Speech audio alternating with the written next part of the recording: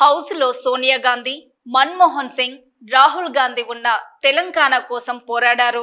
Speaker మీరా కుమార్ మీద దాడి జరిగే అవకాశం ఉందని సెక్యూరిటీ ఆఫీసర్ నాకు చెప్పారు. తెలంగాణ బిల్లు సమయంలో మేమంతా వలయంలాగా ఉన్నాం. నేను చాలా గర్వంగా ప్రకటిస్తున్నా. ఆ రోజు కొంతమంది తెలంగాణ బిల్లు రాకుండా బిల్లు పత్రాలు చింపారు. అయినా బిల్లుపై వెనక్కి తగ్గేదే లేదని విశ్వనాథన్ అన్నారు.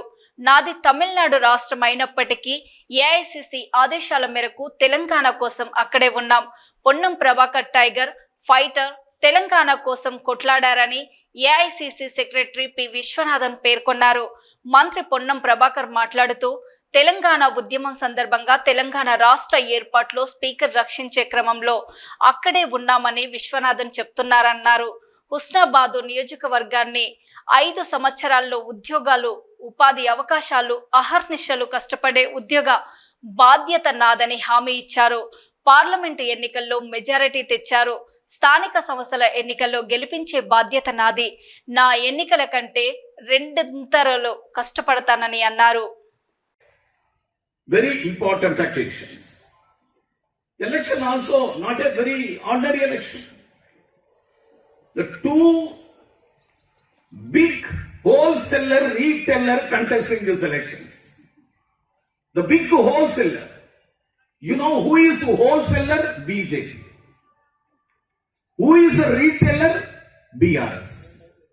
The two parties together now. Wholesaler and retailer. The wholesaler and retailer. BJP and BRS joined together, joined to hand, they are contesting the graduate MLC elections. But Congress, not for the wholesaler, not for the retailer, we are all working to the downtrodden community people in all the ways. See, every congressman always is speaking a truth. Always is speaking a truth, never speaking lies. The congressman never speaking a lies. The congress person never be in gundas.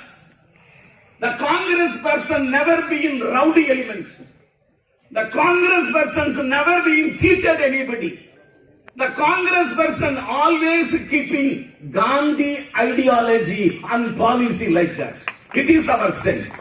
మనం parliament ఎట్లయితే మనం గొప్పగా పనిచేసి ఎక్కడో అక్కడ కష్టపడి majority తెచ్చుకున్నారో ఇప్పుడు కూడా అట్లనే మా ఊర్లో మేము మా ఓటు ఒక్కడు కూడా ఓడించుకోలేదు. ఇది మీ బలం, మీ శక్తి. మీరు మొన్న ఎట్లా పనిచేసారో గట్లనే పనిచేసుకునేటువంటి ప్రయత్నం చేసి మిగతాదంతా నా బాధ్యత.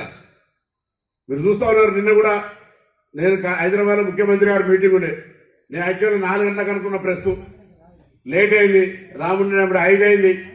ముఖ్యమంత్రి గారే 3:30 దాకా మీటింగ్ అయింది.